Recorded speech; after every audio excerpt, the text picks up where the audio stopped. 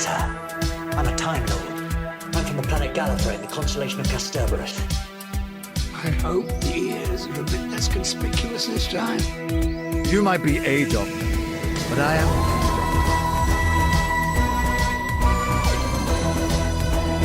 I'm a doctor, but probably not the one who looks good. Absolutely fantastic. All of time and space, everything that ever happened or ever will. Where do you want to start? Hello, everybody, and welcome back to Bigger on the Inside, the new Who Doctor Who Watch Along podcast. I'm Harry, joined as always by Timothy Saxby. How are you doing, Tim? Harry, I'm rather splendid. And do you know why I'm so splendid? No, Tim, why are you so splendid? Well, it's because if you go to our Instagram at Bigger on the Pod, you can enter the best Doctor Who giveaway I've seen in a long time. And what is that, Tim? You can actually get your hands on a replica passenger mask, customized and signed with a certificate of authenticity by Passenger himself, by Johnny, who's been on the podcast, friend of the show. Johnny, who played Passenger in the show. It's kind in Doctor Who Flux, in Doctor Who series. Yeah. And so that's what, if you come first, that's what you win. And there are runner-up prizes as well for second and third place. And you've got a pretty good chance of winning. So so far there's about 20 people who've entered. We've had a few more. I think it's close to 30 entries at the moment, which isn't too bad for less than 24 hours that competition's been up. And it's Instagram only. I know there's a bit. I think there's a bit of confusion on Twitter. I think people think they're entering on Twitter, but you're not. It's only on Instagram. Okay, and when is that competition closing? The 2nd of April is when we'll announce the winner. Ooh, so there is plenty of time to take part. Yeah, it will be. I'm not sure if we're going to announce it on an episode of the podcast or on a special video or whatever, but the winner will be announced. But all very, very exciting stuff. I would enter if I could, but I feel like that would be wrong. And the winner is you, Harry. Oh, wow. Oh, my God. Wow. Do you know my postal address? Wow.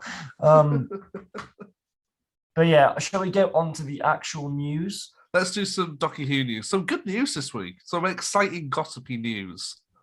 A lot of stuff about upcoming stuff, namely the Centenary special, where we've pretty much got official confirmation that Bradley Walsh, who's been rumoured to return as Graham in the Centenary special, basically it's been confirmed he's returning now. Yeah, well, we sort of knew he was returning because we saw the set photos with him and John Bishop on set together. Yeah. And I think I feel like John Bishop has even said in an interview recently that he just kind of casually said that Graham was going to be returning.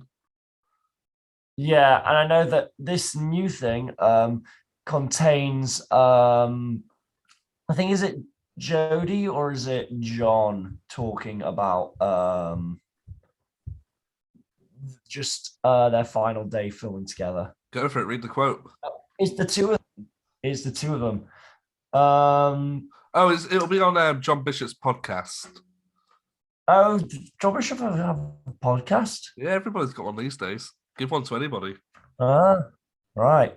But anyway, this is just I'll read out to you. It's John Bishop just recalling the kind of last day of shooting to Jodie. We had a moment when we finished Doctor Who. We went out for a dinner and we got talking about it. And I just burst out crying because of those relationships that I'd established with people that I wasn't expecting to establish. There was me. Oh, no. And then Jodie says, there was me, Mandip, Brad, probably Bradley Walsh, and you. And we were in this private dining room, weren't we? And we all just became completely over-emotional. Oh, because where was Torsten Cole? Just in America? Just probably. was he not invited? What is Torsten doing? It's an American series, isn't it? It's quite a big American series at the moment, I think. So can't blame him for not being there. But I imagine he's going to appear in the final episode as a little webcam thing. So? Maybe he's done another little YouTube video. I don't know. They could because I remember Jenna Coleman was in Capaldi's last episode and they literally green screened her in for one shot, didn't they? Yeah, they did, yeah. Yeah, so perhaps they could do something like that. But like a YouTube video would make a lot of sense. It's kind of a way of bookending it. But we'll see. Does Jodie's first episode, does that start with Ryan's YouTube video? It does, yeah. Like, is that the first thing you see? Yeah, I think before even like a title card or anything. That might There be isn't cool. title card at first. Yeah, it might be cool then that the last thing we see of him then is on another YouTube video. Might be quite nice. Now, what should happen is Joey's about to regenerate and it cuts to a YouTube ad.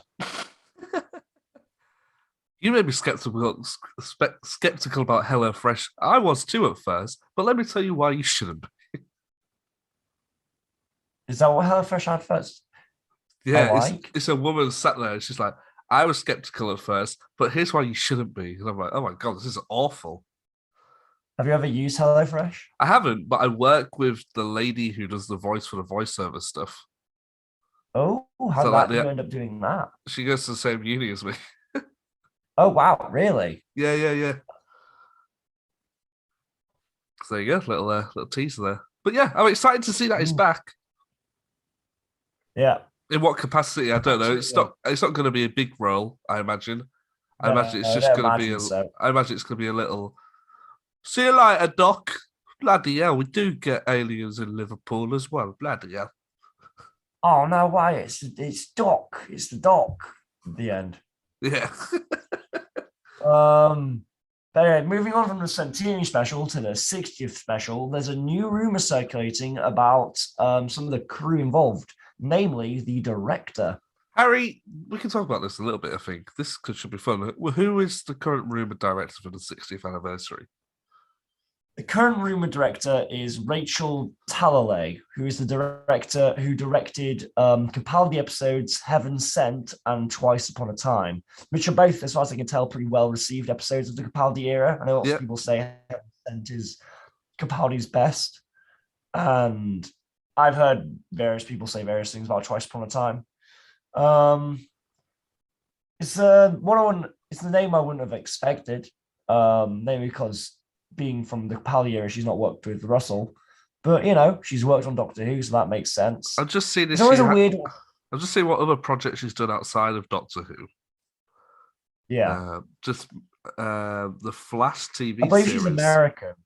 Yeah, so she's worked on the Flash, Legends of Tomorrow, Superman and Lois, Riverdale, American Gods, Doom Patrol, Supergirl, Iron Fist. DC show. Yeah, Iron Fist, Doctor Who, Marvel Sherlock. things. Okay. Interesting. That kind of aligns with something, her being involved with kind of superhero properties aligns with another rumor we have later on. But first, Tim, have you seen either of those episodes? Do you have any strong opinions on? Yeah, well, I was thinking about this because I was thinking she's a really good director and she's very vocal with fans as well on her Instagram. She's very good at sort of putting like behind the scenes things up. She knows why people follow her, so she puts a lot of Doctor Who stuff up there, which is always nice to see.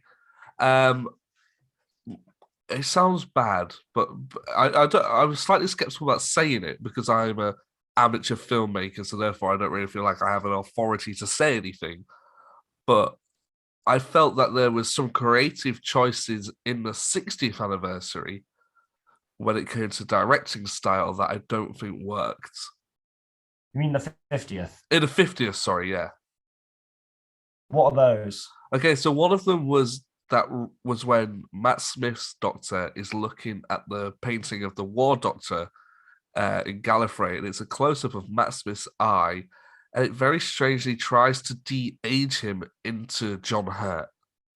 So the eye goes all wrinkled, but instead of just fading into John Hurt's eye, from what they seem to do is wrinkle up Matt Smith's face.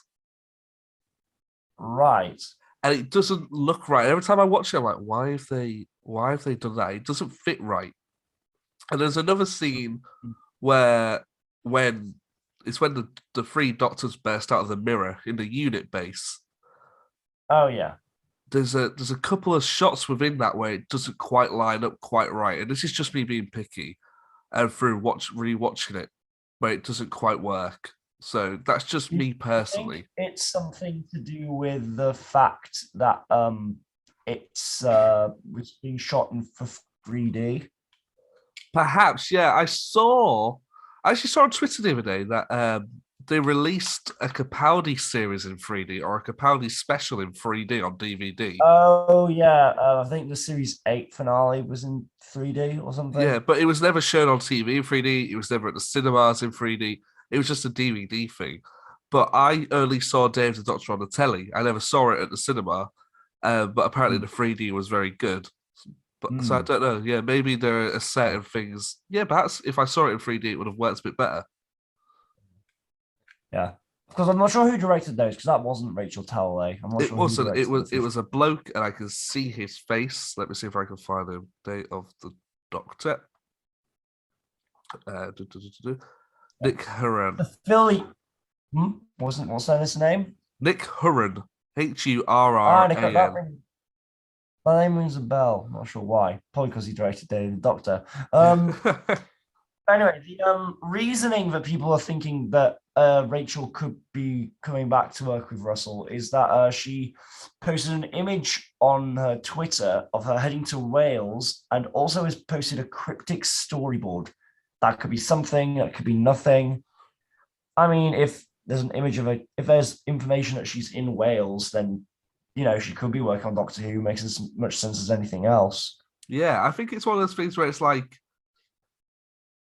I feel like, yeah, she knows that conversation must be going ahead. If she's posted a cryptic storyboard looking thing to her Instagram, and she's also posted that she's going to Wales, it doesn't take a genius to work out what possible conversation could be going on there. And I feel like that's so obvious what that is. And she knows that people in the Doctor Who community will be able to work out what that is, that it's almost not worth us debating that I think she could return. Whether it's going to be for the 60th or not, it's a different question. Yeah. We'll have to wait and see. Yes, absolutely.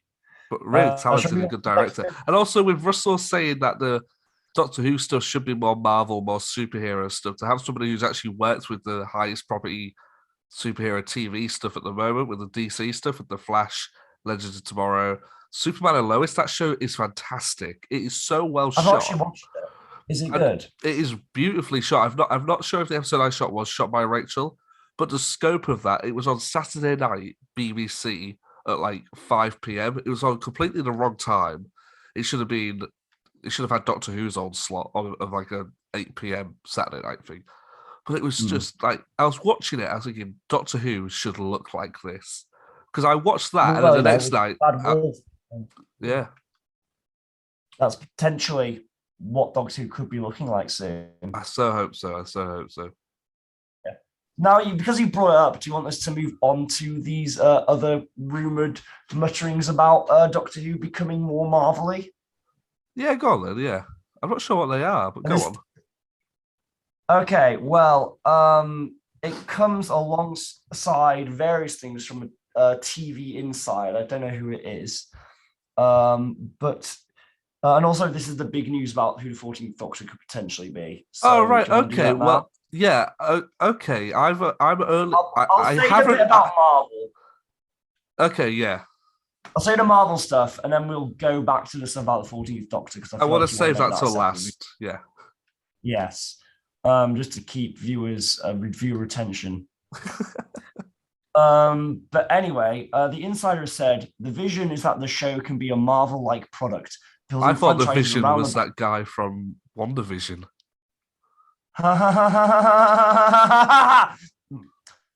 A Marvel-like product, building franchises around the Doctor and other key characters in his many lives. The source added, with the utmost respect to the BBC, in the past, attempts like Torchwood were made on a very limited budget in locations around Wales. Now the world is Russell's oyster, what with him being involved with Sony Pictures TV and Bad Wolf Studios and such. Cool. So, what are your thoughts on those quotes? Give me an animated series. That's what I want. I want a Doctor Who animated series on Netflix. Starring who? About what? Past Doctors. You can have one new Doctor an episode for a whole series. Bring in some Big Finish voiceover guys. You don't even have to record new stories. Just get the Big Finish audio and animate it. I want to look at a Doctor Who cartoon. That's what I want to look. I think that would look so cool. But Tim, we've got the classic story They recreations. look shit. We've already got. I know what I want, and I can see it in my head. I'm gonna try and find. Do you want it to be like a Flash animation cartoon type thing? I'm gonna try Something and funny that- find the style I'm referring to. I've just got to try and remember the name of the person. I'm just going to Doctor Who cartoon drawing because there's somebody who follows us on Twitter. We follow them. Oh, I think I've seen the one you're talking about. Yeah, They're very lines with big goofy smiles and stuff. Yeah, they do like a really good Eighth Doctor. Yeah, I think I've seen exactly what you're talking about. Yeah, I feel like a style like that you can make it very goofy almost and sort of. So would that be more geared towards kids? You can make it family, can't you? Or just whatever. I think. Yeah, but my question, like, with the exception of it being classic Doctors instead of a modern Doctor, is there enough to differentiate an animated series from the main show to justify its existence? Okay, so yeah, you could make it aimed at more a younger audience, I guess. But that, I suppose, that's not going to stop people of our age watching it. I guess, but what would you call this? Just like Doctor Who Adventures, the Adventures of the Doctor. I don't know. For me, I feel like if you want to do something animated, I feel like just doing an animated version of just Doctor Who, I don't feel like that's enough. I don't know. I feel like you need something more to justify the existence of an animated Doctor Who show. What, Make so it like about something just so about a different character almost. different character, maybe. Yeah. What if they did something like a Jenny animated series? But I don't really want Jenny content. Why? Don't you like the idea of Jenny? I feel like Jenny's been and gone. The chance to make a Jenny. Okay, what about something like the Paternoster gang? You know, from the Moffat era with Strax, Madame Vastra, and Jenny. You know, like the Victorian. Been and gone. Yeah, but I feel like if hang on. We're talking about Doctor Who, and nothing in Doctor Who has ever gone. We're talking about David Tennant returning. We're talking about all this stuff.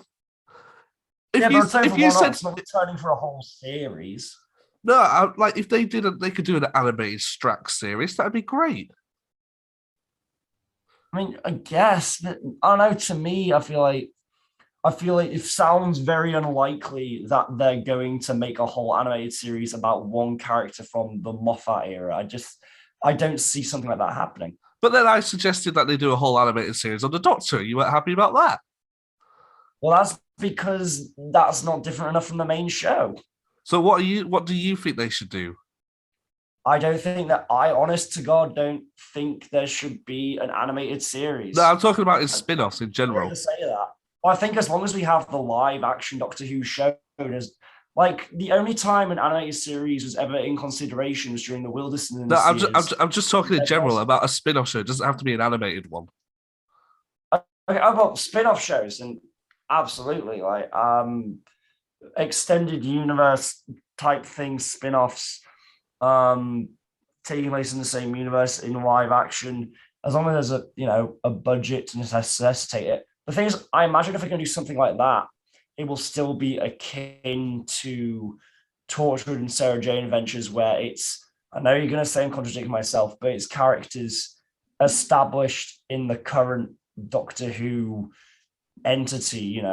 Torchwood was based off characters introduced in New Who. Sarah Jane was based off a character who was heavily reintroduced in New Who. Yeah, I feel like that's why Class failed, because like there was nothing there to bring Doctor Who fans across other than the brand. Do you know what I mean? There was no characters in there really. They put the Doctor in the first episode, but that was it. Yeah, exactly. So I feel like anything that they're gonna make as extended universe spin-off shows, I feel like isn't going to be about legacy content unless it's like a Sarah Jane situation where a legacy character has been really meaningfully brought back to the main show. But what about Russell? See if I just want to try and find a quote from Russell's. Carry on talking while I try and find a quote. So, and yeah, I know that Russell has said things about wanting extended universe before publicly, and he always referred to characters like Martha and such. But I feel like he just said that because those were his characters. I feel like any spin-off that's going to be made is going to be based off new characters that Russell will soon be introducing to us. But like, I'm just trying to find that quote here because even in that, he refers to like Matt Smith's Doctor and stuff like that, and it's just like, see if I can find it here. For some reason, the Independent is a very small website. It's all, I can't find it because you've got to pay to read the Independent. Apparently, you have to pay to read the Independent. Who's doing that? The Independent. Why would you want to pay? Who's paying to be the Independent? Yeah, Must be someone. Oh no, I They found do. it here.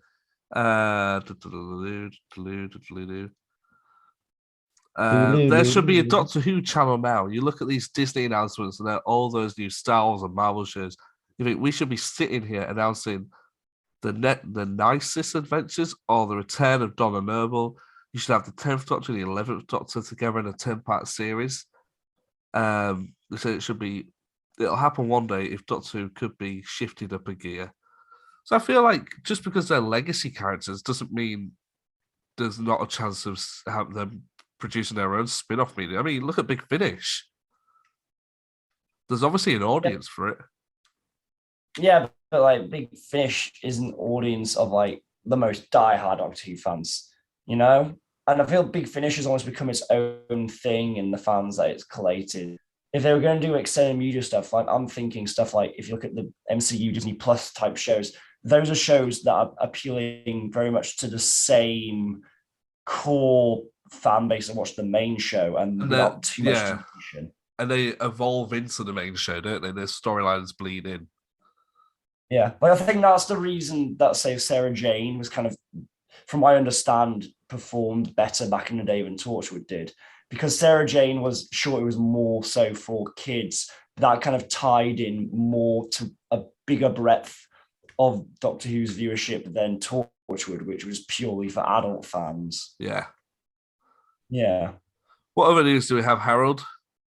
Well, we've got Catherine Tate speaking out in addressing the rumours about her returning to the show. Oh, well, you'll hate this because you said legacy characters can't return.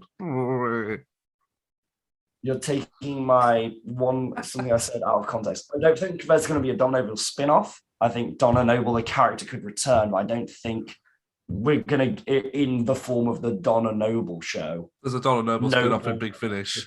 We're not going to get that. What are you calling it? I said Noble, a Doctor Who story. All right, okay.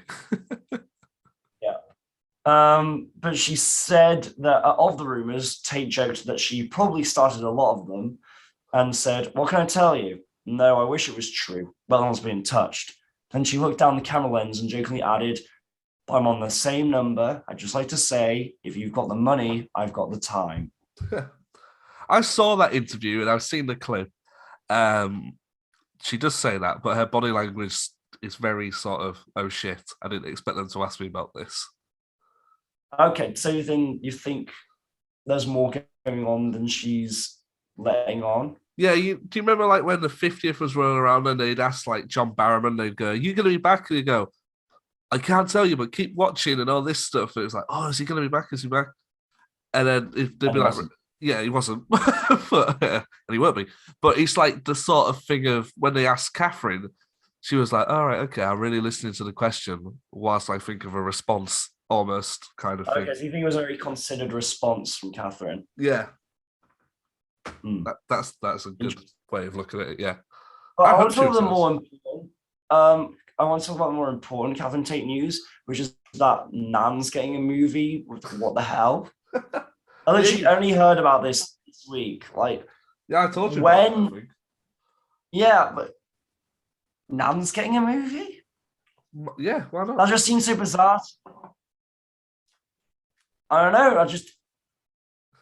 I thought the whole era of the BBC making movies that have no possibility of internationally being exported because they're based on BBC TV properties that are only aired in Britain. I thought the days of those were gone. Like, you would have hoped. I thought the days of Ab Fab movie and the Bad Education movie and the Mrs. Brown's Boys the movie. I didn't think we were getting any more of those. Not going out the movie. I want to see that. I feel like not getting out of the movie would legitimately be funny though, because Lee Mack would kind of have the self-awareness of, this is a BBC movie based on not going out. Yeah. But only if Tim Vine comes back. Only if Tim Vine comes back. So Yeah. Tim Vine's fantastic. Yeah. Yeah. No, yeah, weird, I isn't don't it? understand. Pardon? It's strange, isn't it? Very strange. I've not even watched the trailer. I've just heard that it is happening and it had a premiere, and I just David was don't at the premiere. understand. That's why I heard about it. That's Yeah. why that's the only thing I heard about it. I'm not sorry. I just need to take a moment to just kind of acknowledge that's a thing and what a weird world we live in. Like, It was filmed about 3 years ago, but because of COVID, it just got endlessly pushed back. they've just been sitting on the final cut of Nan the movie for 3 years. What a gold mine. Why didn't they like release it on TV or something? Or When we were- streaming. when they were struggling. Did they really have like faith that the Nan movie would perform well? I mean, maybe it will perform well. Mrs. Brown's Boys, the movie, did exceptionally well in Ireland, I believe. Yeah, but that's because it's like, well, I've heard this where apparently, like, I spoke to someone who, or like, I think I spoke to a friend of mine who has an Irish friend, and we were speaking about Mrs. Brown's Boys, and he said his Irish friend and most people he knows who are Irish and who live in Ireland hate it, but grandparents and mothers love it. Okay. Which is the opposite of England, I think, because I don't know a single. I take that back. I know of one person who likes Mrs. Brown's Boys. Do you? Yeah, Who? his name is Harrison Tinley, Harrison likes Mrs. Brown's Boys? co-host of the Big on the Inside podcast. He says it's quite funny sometimes, and I once had an argument with him in a lecture about why it was a terrible program. Why can't you just let someone find something funny? Because he was the only person in the class, and I couldn't, because we had watched some genuinely good comedy in class, and he was like, nah. Yeah. Like, we'd watched Fleabag, and he was like, nah. He was like, I like Mrs. Brown's Boys there, and I'm like, no. It's fine if you find it funny, but it's for what that show is and what it stands for the BBC and how cheap and lazy and tacky and nasty it is and how boring and simple the jokes are. I could write Mrs. Brown's Boys. In fact, I'll say it. I think the sitcom I've wrote is better than Mrs. Brown's Boys. Flip-playing is pretty funny, to be fair. Thank you. I mean, I have a vested interest. I'm playing one of the leads, but Yeah. still. Anyway, that's our annual Mrs. Brown's Boys round. It comes around every now and again. It's been a while since we've done. Yeah, the last time we did it, it was, I think, during the peak of one of the lockdowns or something. It was, yeah. Yeah. But anyway, do we want to move on to the big Doctor Who news this week? Did you hear that Peter Capaldi had a fight with Meatloaf once? Oh, no, not Meatloaf, with Brian Blessed. Yeah, he had a fight with Brian Blessed, and Brian Blessed knocked him out. But Brian Blessed, I've heard that story as well, but when Brian Blessed told it, it was about someone else that wasn't. You said it was about Peter O'Toole. Maybe Brian Blessed has just knocked out both Peter O'Toole and Peter Capaldi. Pete Davidson, best watch out. Maybe Brian Blessed just gets into a lot of fights. He seems like the type of person who would. But he's trying to be the type of guy who would easily knock me out if he wanted to. How would he do it? Do an impression of Brian Blessed. I'm going to knock you out. There would have been a couple of swears in there, I feel. Hello, Tyrannosaurus fucking Alan. What's that from? Remember those Volvic ads with the volcano? Oh, yeah. Yeah. That was Brian Blessed, right? It was, yeah. Yeah. Do you remember those milk? Right, hello, Mr. Volcano. Oh, was it milk? No, Volvic was water. But there was a milk advert. Do you remember it had like little figures in it? It was like a cow and a Well, I man. don't remember Brian Blessed doing a milk advert. No, I can't remember if it was Brian Blessed, but I remember it was quite similar. No, I don't remember that one. I remember the Barry Biscuit Boy advert, Cravendale. Yeah, that was weird, that. I like that one. And then they redubbed it with a woman singing it because before it was this weird voice going, Barry Biscuit Boy, heads out. And they replaced it with a woman singing and it just took all the charm away. Oh, all the creepiness. Well, he had the creepy charm. Like Noel Fielding. You think Noel Fielding's creepy? He's got a creepy charm about him. So does I Russell guess. Brand. Russell Brand. I guess I get it more with Russell. I wouldn't describe either of them as creepy. Just like that. I would, if I was sat having a conversation with Noel Fielding, it wouldn't surprise me if halfway through he opened his jacket and a pigeon flew out and he went, "Oh, I've been looking for that." Do you know what I mean? That's like something yeah. Strange. Harry, should we go on to the big news of the week? Yes, the big news is a Big from the Hughes. same guy. The big Hughes, did you say? Yes. Doctor Hughes. But anyway, Hugh Grant could be the 14th Doctor. Cool, I like it. At last. You think that lasts a good 14th Doctor rumor? No, I mean, like, at last he could possibly be the Doctor. His name gets thrown around all the time. It was thrown around a lot for the 9th Doctor. Yeah. It weirdly ticks all of the boxes. He's worked with Russell before in A Very British Scandal. Aye. He's been offered the role by Russell before. I believe the 2005 run, he was one of the people initially offered the role. His agent declined it. His agent declined it for him. I was reading today. All right, and then he is really upset now that he didn't get it. Yeah. After the Paddington 2, it's proven he has the range. Like before Paddington 2, with just kind of like 4 weddings and stuff like that, I would have been convinced. But now I know that he kind of has the comedic chops, the acting range. I can see him as the Doctor. Yeah, same. I think he'd be and great. With this whole idea of them making Doctor Who a bigger deal, a Marvel MCU blockbuster type thing, having an A-lister like Hugh Grant would make sense. I can see this. I can genuinely see this. We spoke about this before, didn't we? Where I said, bring in an A-lister for one series. They're only going to be there for one series. And I think I suggested Rowan, I think was my suggestion. But yeah, if you want to kick it off big, it makes sense to have a big name. I also understand casting unknowns, or not on the radar. Jodie at the time was practically, she was the Broadchurch lady. Yeah. David Casanova, if you had watched that. Chris Alfredson. I mean, Amari Douglas is the spin guy. Yeah, exactly. Do you know what I mean? It's that guy or it's that girl type thing. Whereas if you go, holy shit, that's Hugh Grant. Do you know what I mean? Like they did with John Hurt. But at the same time, Hugh Grant, it doesn't have like a particular iconic role. I know like he's known for 4 Weddings, Notting Hill and all that, but most people wouldn't, it's not like a Mark Hamill. For my love, jump in. Touch if you want to taste my kisses in the night. Yeah, jump. That one.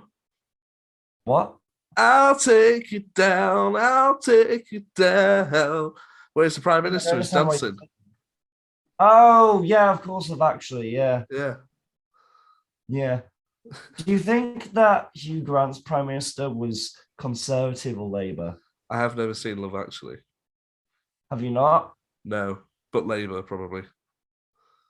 Are you going to watch it next Christmas? I might watch it tonight. Really? Tonight? Yeah. March? Yeah. All right. Harry, what do you think to Hugh Grant possibly being the Doctor? I honestly think we're in a space right now where if it's ever going to happen, it could happen now. Yeah. Yeah. So much weird stuff has happened with this property in the last 12 months. It wouldn't surprise me. It would make a lot of sense. Yeah. What other A-listers would you throw out there? I don't know. Honestly, of everyone I've heard, Hugh Grant's the best name I can think of for like an A-list Well, he's played British the Doctor actor. before. Yeah, I know. Of course, because of Fatal Death. I know that you're a big fan of Helena Bonham Carter in the role, aren't you? If we're Not a talking bit. Yeah, if we're talking A-lister, I think she'd be good. Yeah. Yeah, A-listers. Yeah. If this rumor becomes true, we will do a review of Curse of Fatal Death. Really cool. Yeah. Yeah. What if it was Joanna Lumley? Nah. Would you still like Rowan? I would. Yeah. Yeah. But it's not like See, I don't he's not my as favorite. much. No. Did you ever see Maygrave?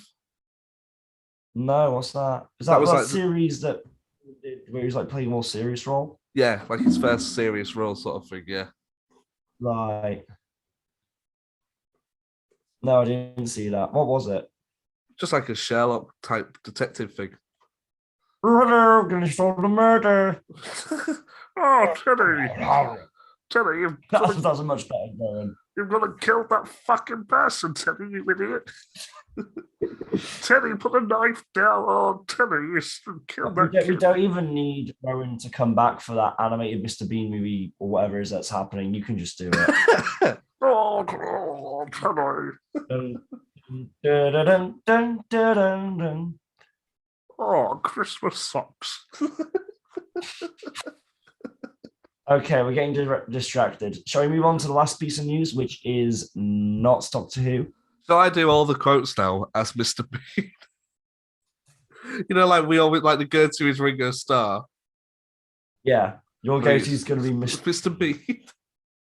No one will understand what's going on.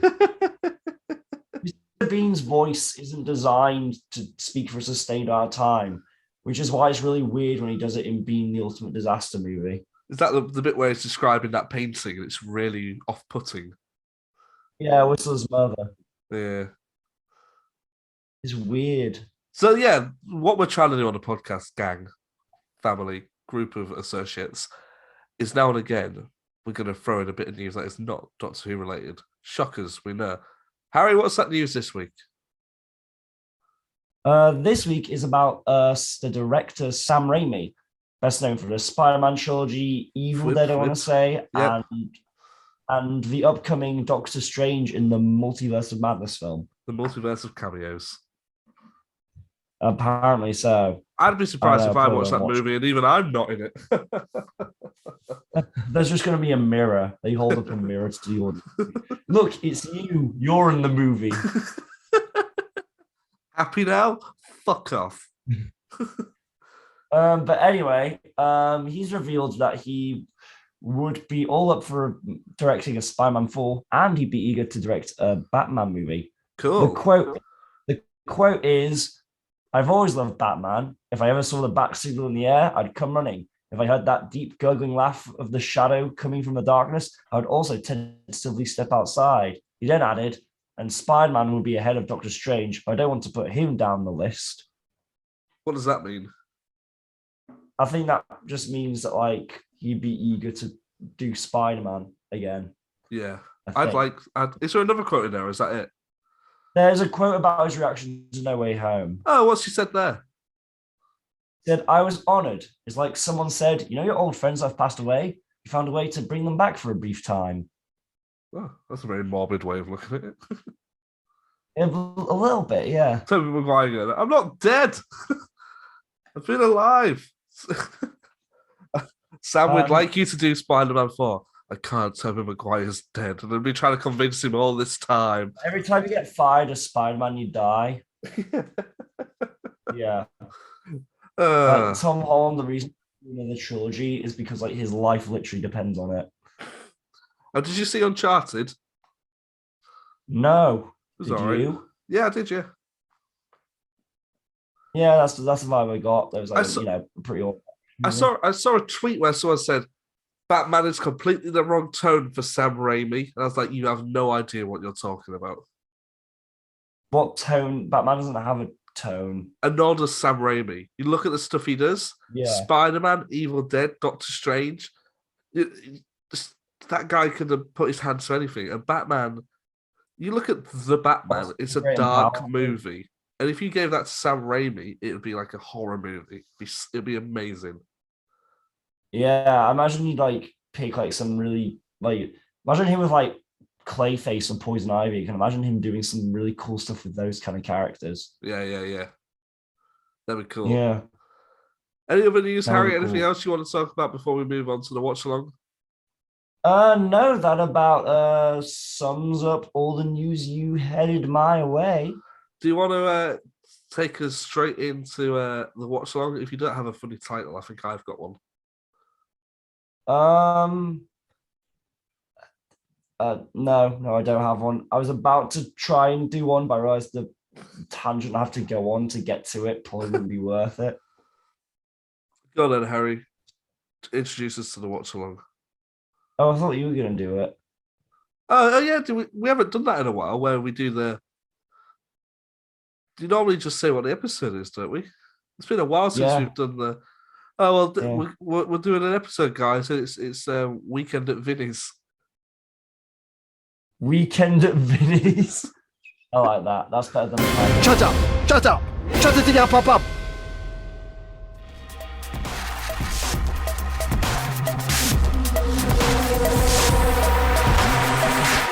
What's the point in having you all? Hello, everybody. Welcome back to the watch along part of Big on the Inside, the new Who Doctor Watch Along podcast. We're almost coming to the end of our watch along life, Harry. I know. It's only 3 episodes after this, Yeah. and we'll just be dropping the segment. Yeah, for more news, though, for more news. But for now, Harry, let's do episode 10 of series 5, which is called Vinny at the Doctor's. It's called Weekend at Vinny's. By the Love Actually guy. Yeah, Richard Curtis wrote this. That's cool. Yeah, this is the only episode Doctor Who's written. I've got some stuff about that I want to get to later. But Harry, first of all, what did you think of Weekend at Vinny's? I know lots of people consider this like one of the best Doctor Who stories, like one of the very best. I don't think it's like one of the greatest of the greats, but I think it's a very good episode. And for series 5, it's probably my second favorite so far. Okay, that's interesting. Why? Do you have different thoughts? Yeah, it's competing with me for top place. Okay. So Mainly you because really of the ending, but we'll talk about that a little later. the ending, yeah. I know that that clip of of the bit where they take Vincent to present day. I know that that's like one of the most viewed clips on like Doctor Who YouTube channel. Yeah, we'll get to It's that. We'll massively get to popular. Yeah. that. But Harry, what were some things about this episode that you did really enjoy? I mean, it was essentially just a huge love letter to Vincent Van Gogh, and really anything that was Okay. that Before we was- go any further, how are we going to pronounce his name? Is it Vincent Van Gogh, Vincent Van Gogh, Vincent Van Gogh? How do you want to do this? Van Gogh. How do The they say it in the correct episode? pronunciation. I can't remember the episode, but I'm pretty sure it's Van Gogh. Okay, we'll go with Van Gogh then. I think that's what Bill Nye calls him What, in real life or just in this episode? in the episode. Yeah. Okay. Because Bill Nye's in this episode, isn't that crazy? Well, he's Richard Curtis's friend, isn't he? He was in Love Actually. Yeah, but Hugh Grant isn't in this episode. He's not in Doctor Who. He will never Yet. do this. You're being cheeky. Very, very, very cheeky. I'm I'm teasing you. I'm teasing you. Sorry for getting noises. I'm just rearranging my desk. Oh, I'm not Uh, rearranging my desk. I'm not our desk. I don't have a desk. sorry. Bill Nye, he would have been a good doctor, wouldn't he? Maybe. I don't know. Like Maybe. back in the day, maybe not so much now because he's too recognizable, I feel, as Bill Nye. Yeah, I feel like. Yeah, I don't know. It's not one I've considered. Like I look at him, like, I oh, like Bill to see Nye. him be a villain. I think Bill Nye would play an interesting villain. Oh yeah, he would. That'd be good. Maybe like a version, Yeah. a David Tennant's Dream Lord. Ooh, I like that. That'd be good, wouldn't it? Because actually, this series has a lot of kind of big guest stars, like notable names like Olivia Colman, Toby Jones, Bill Nye. I don't think Olivia Colman James was a guest star though. She wasn't that big at the time. She wasn't watching. She was just kind of an actor in it. Yeah. Yeah, she'd done Peep Show. Mm. I'm not sick, but I'm not well. La, la, la, la, 'cause I'm in hell. Oh, We're getting very Jeremy, distracted from you've talking. put the jam in the marmalade again, you fucking idiot. Sorry, what? Weekend at Vinny's. Weekend at Vinny's, yeah, go on. Go on with what? You just said Weekend at Vinny's. Yeah, well, just to kind of get us back on track to talking about the episode. What's the story? There's a lot of guest stars this series, though, isn't there? James Corden next week, that'll be fun. I said that one. Yeah. Oh, sorry, I was singing. Harold. Yes. Amy annoyed me this week. Why? Because Rory wasn't there? No, because she doesn't understand that we're 10 episodes in. There's been a lot of off-screen adventures from what I can tell, and she still doesn't understand the basic rules of time travel. Like what? Like when she goes to Vincent Van Gogh and goes, "Oh, this one's one of my favorites." Yeah, but and he goes, "One of your favorite what?" And she's like, "Oh, nothing," because he hasn't sold any paintings. I feel like you get the vibe that she's not. Well, I don't know. I was about to say you get the vibe that she's not kind of met this prominent historical figure before, but she met Winston Churchill, so yeah, exactly. I like at the end where she thinks that Vincent Van Gogh is still alive. It's like, nah, he's obviously dead. He had mental health issues. That's how his story ends. And I think that's what this episode is really good at, actually, is that it's I wrote a note down watching this saying, wouldn't it be cool if they took an actual historical figure or someone from history and made them an actual companion for a few episodes? But then I thought the only reason that it works in this episode only, is because it doesn't have a happy ending. It's very bittersweet, this episode. Yeah. You know that it doesn't end well for Vincent, but they make you fall in love with that character throughout the episode. Yeah. And the idea that kind of like you can't change someone's life. But I think like people love like the thing that people really love about this episode is kind of how it ends. And usually people fixate on the bit when Vincent is taken forward. But I have always slightly preferred when Dr. and Amy go back and nothing's changed. And the thing the doctor says there about how you can bring good things into someone's life, but sometimes it can't outweigh or take out the bad. But at the same time, the bad things don't completely ruin the good. And I thought it was a very kind of well observed, very poignant and very considered kind of line there. Yeah, it's very well written, and I think this is one of my favorite. Well, it is one of my favorite episodes of Doctor Who ever. I forget how much I like it. One thing is I feel like it's shot exceptionally well as well. Well, yeah, this is another point I had. Is the cinematography? It's a very beautiful looking episode, and not only is that because it's within Van Gogh's world and you see the locations he painted, so naturally it's going to look beautiful because he painted these things anyway. But like, it's just shot so well and there's so much color. Like, I don't like the whole Amy pressuring him to paint sunflowers. I don't like that. I think it's kind of boring. That's the one bit where I'm like, it's a bit weird because it's not like Van Gogh wouldn't have painted the sunflowers had Amy not told him to. It's just that he did it for her now. Yeah. So there's like that, but there is a shot where she's sat with all the sunflowers and it looks just so lovely. It's just a really nice shot and it looks great. I really like bits where it's they just the way they recreate some things like the is it a cafe or a restaurant at the night that he goes to, and also Van Gogh's like bedroom and the way that like with detail, because obviously there's the actual kind of impressionist drawing that he did, painting that he did, and retranslating that into something more naturalistic. I thought was very clever and carefully put together. Yeah, it's very well done. I just want to look at my notes, see if I've got any other notes about this episode, because I really did like it, and I wish we had more episodes like this series. Like what? Like good episodes that I sort of enjoy a bit more. Oh, right. For definitely a standout though. What do you think in of the terms- big chicken with teeth? I think in terms like aesthetically, the design, the nowadays it suffers from the fact it's like 2010 CGI. I think they kind of make it work in the fact that because it's an invisible threat, you only see it through reflections and stuff. It feels a bit disconnected from our reality anyway, like almost purposefully, and it Yeah, feels that it kind of disguises the fact that the CGI isn't the strongest and doesn't blend in with the environment. I The wonder if best. there's a budget restriction where you originally were meant to see it normally, but they've had to limit it, and it's just a story way of doing that.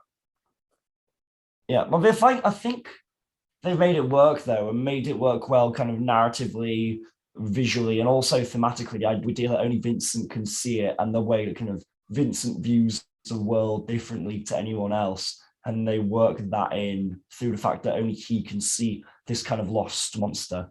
Yeah. Yeah. Anything else you want to say about this episode? The fact that kind of this is the first, post Rory's erasure from existence. I kind of forgot about that. There's a couple of kind of key moments. There's obviously the bit where Vincent talks about the sadness in Amy's eyes, but also I think the bits like become the strongest is like when they're in the church and away from the monster, and the doctor's like, Amy, Rory, and he's like, what? He's like, what? Yeah, I guess so. Yeah, but I think I meant before, like we went to watch it, I kind of forgot that he wasn't going to be in it. Oh, as in you forgot that stuff was addressed in the episode. Yeah, but I mean, give it 2 episodes and we'll see him again. 1 episode even. I feel like they should have killed him earlier. They did kill him earlier in Amy's choice. All right, but like properly kill him. Okay, but then do you just feel like Rory should have been introduced earlier into the series then? Yeah, actually, yeah, because he doesn't go on the first few adventures, does he? He should have done. Yeah. Do you think it should have always been Amy and Rory from the start? Then? Yeah, I think it should have been actually. Yeah, that's a good point. Okay, that would. If we were still doing the What If series, that would give us a lot of things to consider. We're not. Yeah, we're not. We see all your emails and all your comments saying we absolutely love this. Please do more. Well, we're not gonna do it, Mr. Bean. Well, I'm just we're not gonna do it. What did you think of Weekend at Vinny's, Mr. Bean? Oh, emotional. Emotional. Heartfelt. Pretty girls. I have no idea. You've never done this, Mr. Bean, for me before, Seb. Have I never done my bean for you? You've never done your bean. You've never been for me. Next week, I'll do a funny conversation between Mr. Bean and Alan Partridge. It'll be fantastic. You do an Alan Partridge. But save it for next week. Yeah, okay. I can't do it on cue. I sometimes just do it by accident. Right. I don't know how to warm up for it. Aha! Sometimes it goes into zippy. It is a bit zippy-ish, isn't he? Oh, hello, George. No, we'll leave it for next week. Yeah. Jurassic Park. I think that pretty much sums up my key thoughts on the episode. Mary Poppins, what is that? Sorry, go on. I'm just saying I think that sums up my key thoughts on the episode this week. What sums up what? What did I say? Well, what I've said so far. Oh, I thought you meant me going Jurassic Park. No, I'm just thinking. I was saying I think I've said my piece. She's 21 years my senior. Cashback. You having fun, Tim? I am, yeah. Harry, anything else you want to say about this episode? I was literally saying I don't think I do. Harry, it's time for the quiz! You, not me. I hate being patient. Patience is for wimps.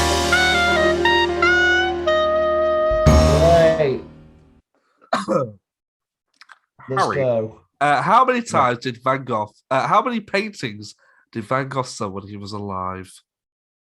1. Bonus point. Who was it to? According to this episode.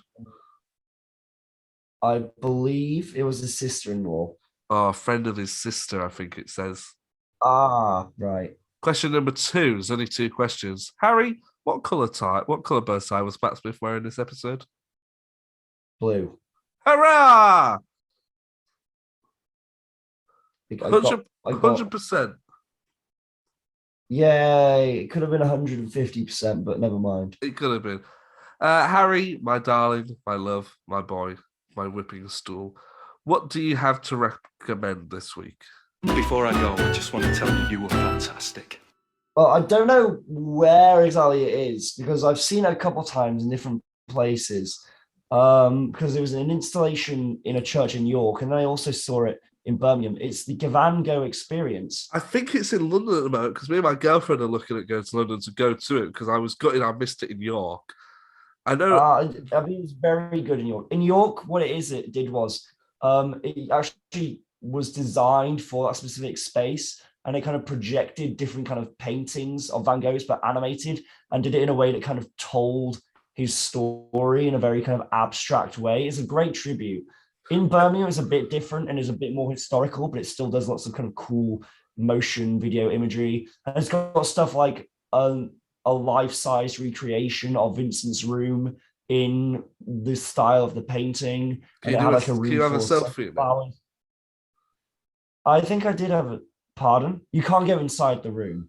But what if you want to do a quick hi guys, I'm just here in Vinny's room. Oh my god, I'm in the painting, sort of thing. What if you want to do that?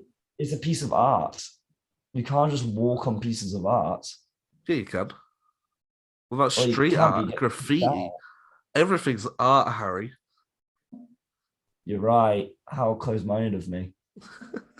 I don't know if it happened when you go in London, but when I went in York, they had you could pay extra for this VR experience, which recreated part of Italy that Vincent lived in, and kind of you got to do a tour of kind of a virtual tour of places that his paintings were inspired by. But it's a very cool experience. I'd recommend it to anyone. In both forms I've seen, it was worth the price of admission. And how much? Especially when admission? It was in, I can't remember, but I remember feeling like it was money well spent. Was it a kidney? What? Was it a kidney? You have to give up a kidney to get in? Well, I've been twice, so if I wouldn't have any kidneys. Oh, should go see a doctor, man. No, it wasn't. I still have both my kidneys. Oh, okay. I'm just worried about you, that's all. What are you recommending, Tim? I don't know. I'm thinking. I'm rewatching Stranger Things at the moment. I'll tell you what I'll recommend. Turning Red.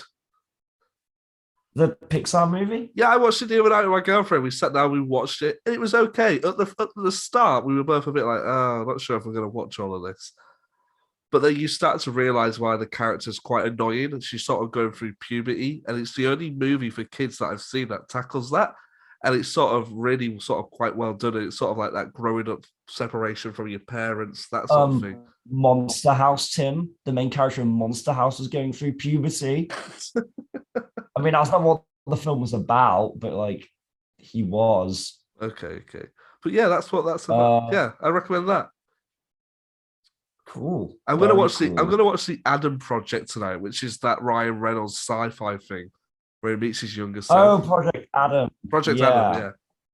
That's by the same team that did Free Guy, isn't it? Yeah, I watched that the other week as well. That was good. Free Guy's fun. It's dumb fun. Yeah, so we watched Jojo Rabbit with Taika. Very good. Then we watched Free Guy, which also had Taika and Ryan Reynolds. And now we're gonna watch Project Adam. Is Taika Waititi team Project Adam? No, but it has Ryan Reynolds in it. Yeah, it does. So I feel like every film that we watch from now on has to have at least an actor that was in the previous film.